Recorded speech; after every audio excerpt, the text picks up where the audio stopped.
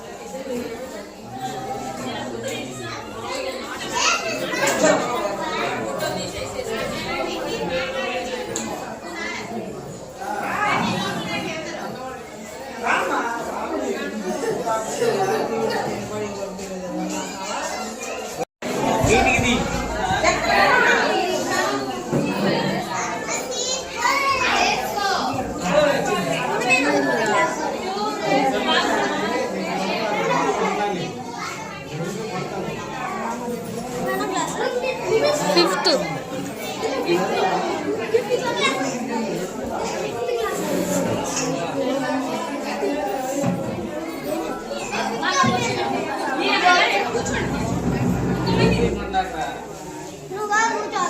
రాష్ట్ర వ్యాప్తంగా 5/12/2025 parents meeting జరగమని మొత్తం ఇంట్లో తల్లి తండ్రిని ఇద్దరిని విరవమని చెప్పారు.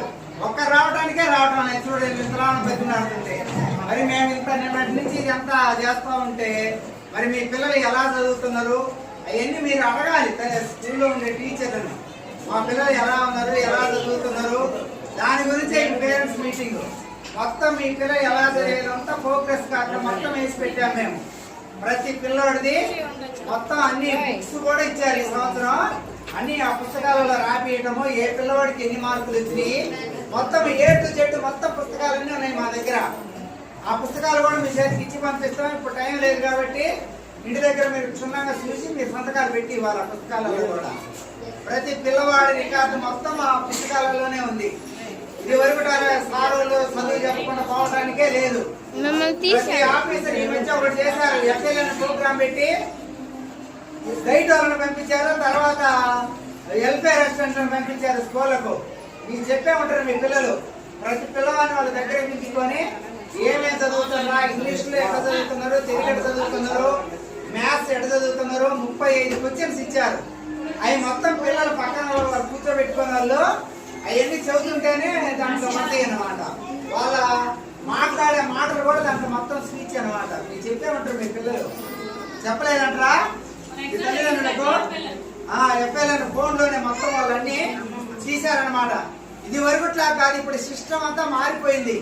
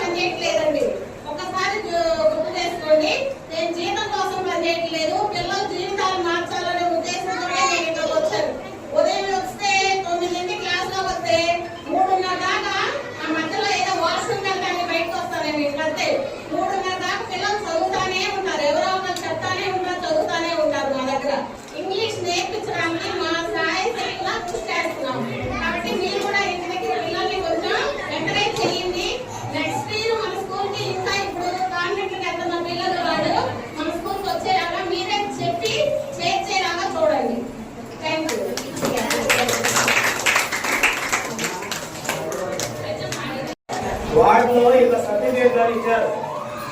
వాటిలో గవర్నమెంట్ ఆఫ్ ఆంధ్రప్రదేశ్ లోహితారిని ఫస్ట్ ప్రైజ్ వచ్చింది. భవాని మనోజ్ స్మైలీ వీళ్ళకి 45 వచ్చింది. ఈ సర్టిఫికేట్ ఏంటంటే ఉద్యోగానికి ఎంట్రీ కార్డుకి వెళ్తారు. వాడికి వెళ్ళినప్పుడు ఏంటంటే ఈ కొద్దిగా చదువు తక్కువ ఉన్నా కానీ స్పోర్ట్స్ ఇట్లాంటి సర్టిఫికేట్ ఉంటే కొద్దిగా పర్సంటేజ్ ఉండేది.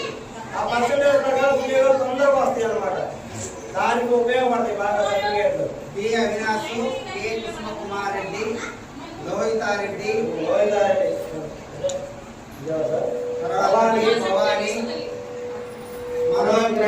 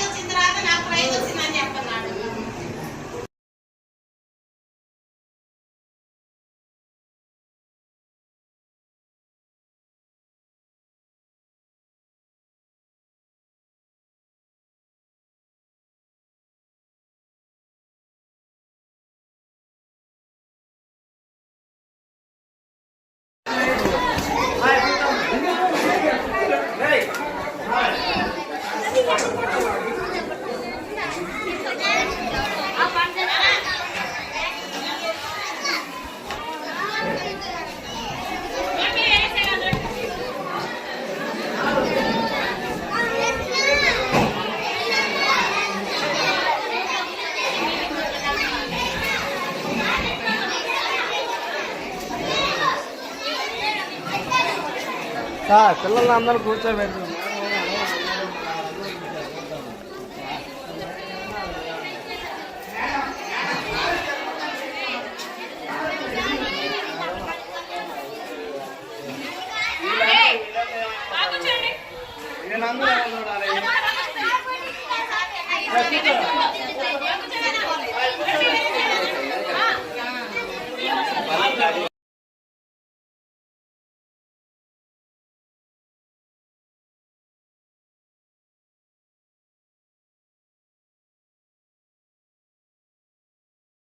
మీ పిల్లలు ఎలా ఉన్నారు అనేటువంటిది మీరే ఎవరన్నా ఒకళ్ళిద్దరు చెప్తే తర్వాత నేను మాట్లాడితే బాగుంటుంది. ఈ బడికి పంపిస్తున్నందువల్ల మీ పిల్లల్లో ఎదుగుదల కానీ లేకపోతే చదువుకునేటువంటి పద్ధతులు కానీ అవి ఏ విధంగా ఉన్నాయి అనేది మీరు ఎవరన్నా ఇద్దరు ముగ్గురు వచ్చి మాట్లాడిన తర్వాత నేను మళ్ళీ మాట్లాడతాను. రండి, ఎవరైనా రావచ్చు, మేము పిలవాల్సిన అవసరం లేదు. మీరు ఇదిగో మా అబ్బాయి పరిస్థితి ఇట్లా ఉంది, ఈ విధంగా ఉంది, మాకు ఇది కావాలి, లేదన్న అవసరాలు ఉంటే ఇదిగోండి మా బడిలో ఇలా చెబితే బాగుంటుంది అనేటువంటి మీరు మాట్లాడితే మాకు విషయాలు తెలుస్తాయి. అప్పుడు మేము ఏదన్నా మీకు జవాబు చెప్పడానికి వీలుగా ఉంటుంది.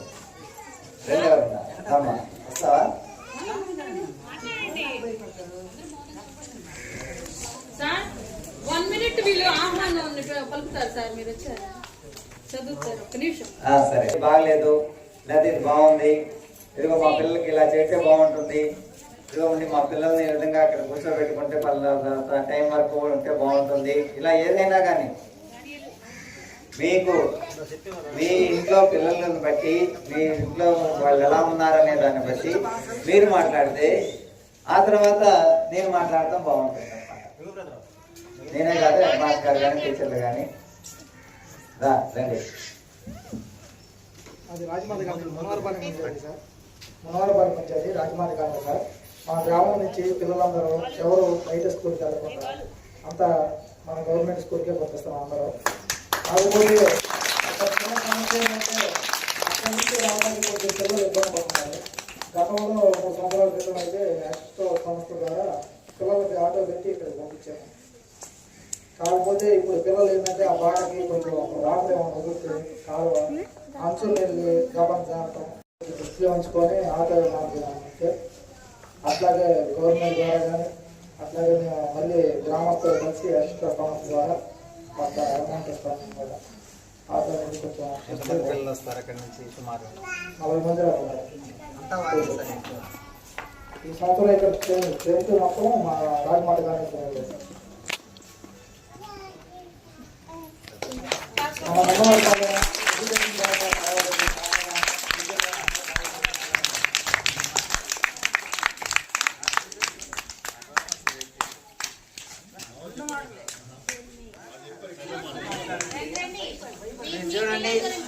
చూడండి ఇప్పుడు మీ సమస్య చెప్పారా అట్లా ఇంకేదన్నా ఉంటే కదా మా తెలిసేది.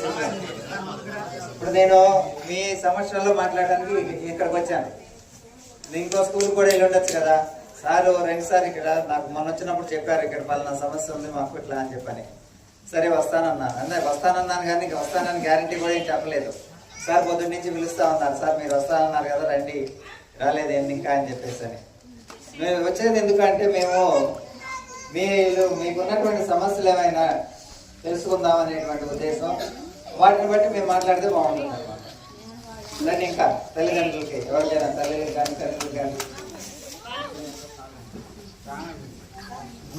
రండి మాట్లాడండి. సార్ మనోజ్ చెప్పినట్టుగా వచ్చేదారిలో ఇంటికి రాబోతుంది సార్. అటువంటి పిల్లలందరూ వస్తూ ఉంటారు కదా, ఏదైనా పిల్లలు వచ్చిన మళ్ళీ కానీ చూసి పోదామని చెప్పుకోవడం అట్లా చేస్తూ ఉంటారు. మనోజ్ చెప్పిన విధానం ఉంటుంది. ఏదైనా వెహికల్ పెడితే ఎక్కడ దిగుతారో మళ్ళీ ఇంటికి వెళ్ళి ఆగుతారు అన్నమాట. అక్కడ పేరెంట్స్ ఉంటారు కాబట్టి అక్కడ చూసుకుంటారు. మధ్యలో నడుచుకుంటే ఏంటంటే కాలువ చూస్తూ ఉంటారు, మోగడం అంటే ఉంటారు ఏదైనా వెహికల్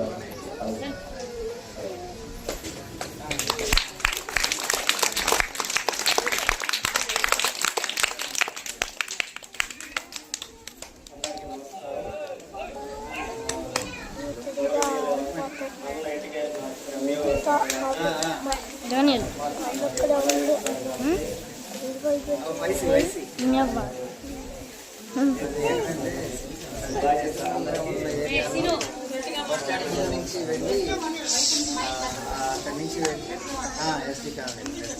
స్కూల్లో ఎడ్యుకేషన్ గురించి ఉన్న సమస్య గురించి ఎడ్యుకేషన్ పరంగా అయితే బాగానే ఉంది.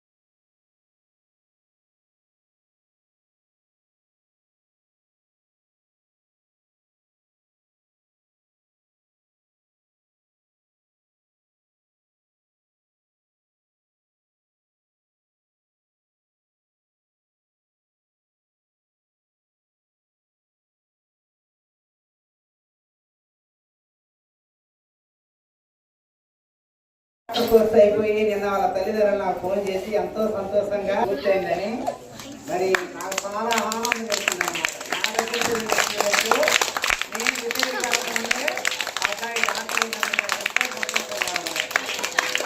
దాదాపు పెదగంజం పల్లెపాలెంలో చాలా మంది పిల్లలు ఏజీటీఎస్ తర్వాత కొంతమంది జాబ్ వచ్చిన వాళ్ళు కూడా ఉన్నారు. దాదాపు అక్కడ ఎక్కువ మంది నా దగ్గర చదివిన స్టూడెంట్స్ అంతా కూడా బాగా చదువుతున్నారు అన్నమాట. ఎక్కువ మంది బీటెక్ చదివే వాళ్ళు ఉన్నారు, ఏజీబీఎస్సీ, తర్వాత కొంత ఒక అబ్బాయి ఫారెన్ కూడా వెళ్ళారు. మరి అట్లానే మీ పిల్లలు కూడా బాగా చదివి మంచి ప్రయోజకులు కావాలని నేను ఎంతగానో కోరుకుంటున్నాను. నేను రేపు వచ్చే జూన్ 31 నేను స్కూల్ చేసిన తర్వాత రిటైర్ కాబోతున్నాను. ఇక్కడ ఉన్న తల్లిదండ్రులందరికీ చెప్తున్నాను, ప్రతి ఒక్కరిని పిలుస్తాము, అందరూ హాజరు కావాలి. ఆ రోజు జూన్ 31 ప్రతి ఒక్కరు రావాలి. అది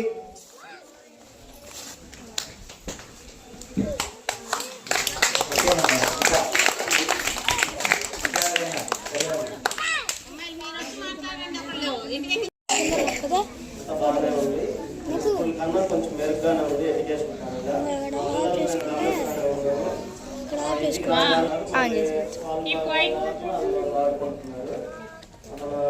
స్కూల్ స్టాఫ్ అంతా బాగానే వర్క్ చేస్తున్నారు. నాకైతే 99% సంతోషంగానే ఉంది. మేమైతే హై స్కూల్లో అంతా కాలేజీ డిగ్రీ లెవెల్కి వెళ్ళి మాకు గవర్నమెంట్ స్కూల్ చేస్తున్నాము. అక్కడ ప్రైవేట్ స్కూల్కి పంపించినా కానీ వేలు డబ్బులు ఖర్చు అవుతాయి. కానీ మనకి మన స్టాఫ్ ఉన్నంత ఇదిగా ఉండవు. ఎందుకంటే అంత 10th, ఇంటర్, డిగ్రీ లోపల మా పిల్లలకి మేము చెప్పుకోవచ్చు, నేను డిగ్రీ చేసాను, మా ఆవిడ 10th చెప్పుకోవచ్చు. కానీ మనకి ఎంఎస్సి, పీజీ, బిఎస్సి చేసి ఇక్కడికి వచ్చిన వాళ్ళు సార్లు అందరూ ఉన్నత విద్య చదువుకొని వచ్చిన వాళ్ళు అన్నమాట. అందువల్ల ప్రైవేట్ స్కూల్కి వెళ్ళినా కానీ అంత ఉపయోగం ఉండదని నా ఆలోచన. ఎక్కువ శాతం గవర్నమెంట్ స్కూల్కే వస్తే బాగుంటుందని. ఎందుకంటే ఫ్యూచర్ లో కూడా గవర్నమెంట్ స్కూళ్ళు మెరుగుపడాలన్నా, ఇంకా స్ట్రెంత్ పెరగాలన్నా మన మాస్టర్లు కూడా టీచర్లు కూడా కొంత పిల్లలాగా చూసుకుంటున్నారు. ఇబ్బంది లేదు, మేము గమనిస్తూనే ఉన్నాం. జాబ్స్ కూడా కొంచెం ఇంప్రూవ్ అవ్వాలంటే గవర్నమెంట్ స్కూల్స్ కూడా కొంచెం మనం చేసుకోవాలి. ఎందుకంటే మన ఏరియాలో, మన ప్రాంతంలో, మన పంచాయతీలో, మన జిల్లా లెవెల్లో కానీ రాష్ట్ర స్థాయిలో కూడా గవర్నమెంట్ స్కూల్ పెరగాలన్నా కొంచెం గవర్నమెంట్ కూడా బాగా ఇంప్రూవ్ చేస్తున్నారు స్కూళ్ళు. నాకైతే మన స్కూల్లో గమనించే మన మాస్టర్లు అందరూ బాగానే వర్క్ చేస్తున్నారు. నేను మధ్యలో వస్తూనే ఉన్నాను. ఎందుకంటే మన వాళ్ళ మీద మనం ఎందుకంటే ఉన్న విషయం ఉన్నట్టు చెప్పాలి, అంతేగాని మనం లేనిది లేనట్టు చెప్పకూడదు. నాకైతే 99% సంతోషంగానే ఉంది. Okay sir, thank you.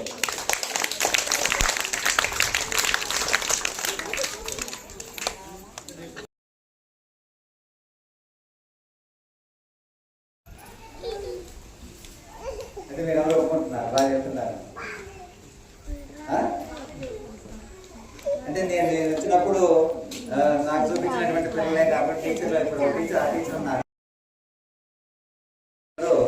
నాకు ఏ పిల్లవాడిని చదివించాలనుకుంటానో ఆ పిల్లవాడిని నేనే పిలుచుకుంటాను. వాళ్ళు చూపించి నాకు కావాల్సిన పిల్లవాడిని పిలిపించుకునేది చదువుతున్నాడా లేదా, రాస్తున్నాడా లేదా అనేటువంటి చెక్ చేసుకుంటాను. నా లెక్కలో అయితే ఇక్కడ ఉన్నటువంటి 5 టీచర్లు చాలా చక్కగా పాఠాలు చెప్పేటువంటి టీచర్లు వచ్చారు.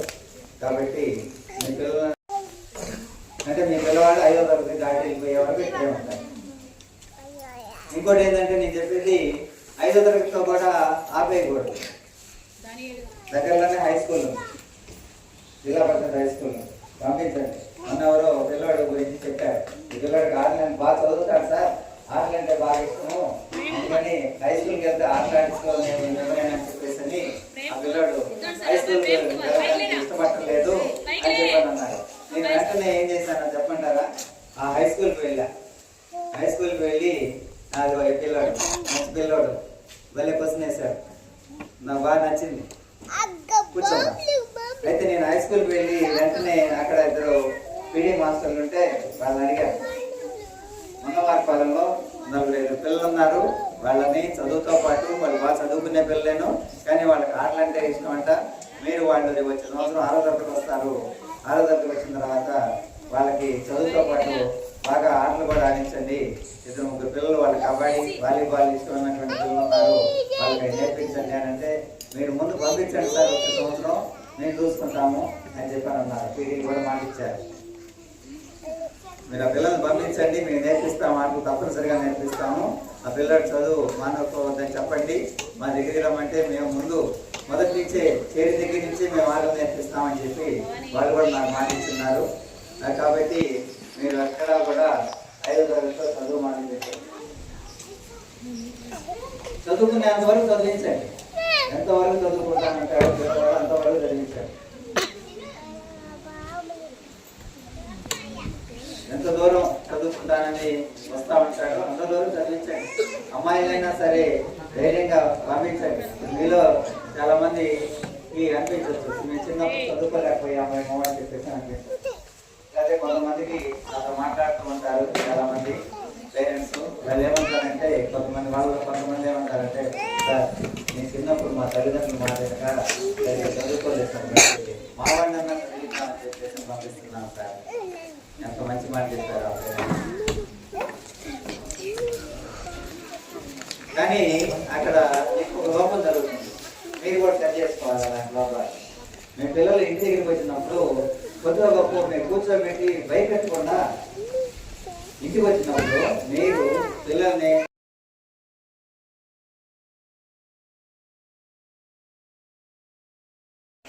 వారు అవుతుంటారు.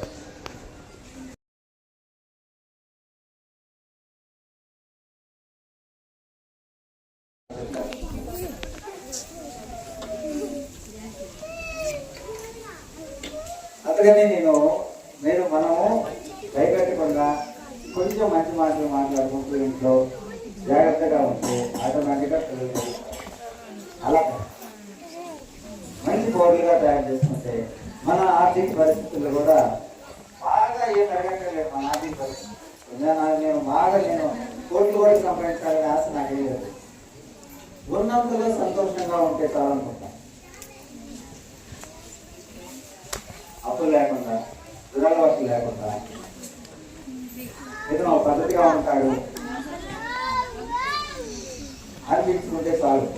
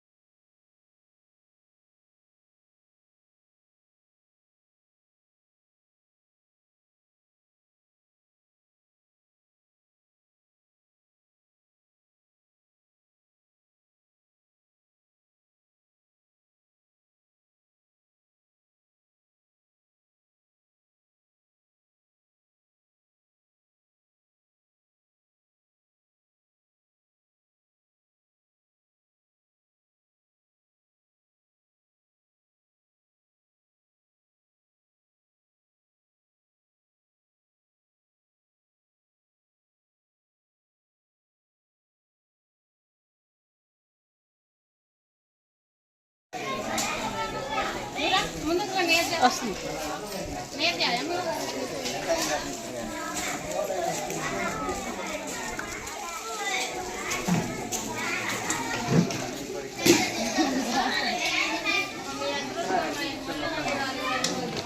మేడం మనకు అవసరం లేదులే. ఫోటోలు తీసుకుంటున్నాం. వస్తున్నా మేడం. ఫోటో కూడా పెట్టాలంట.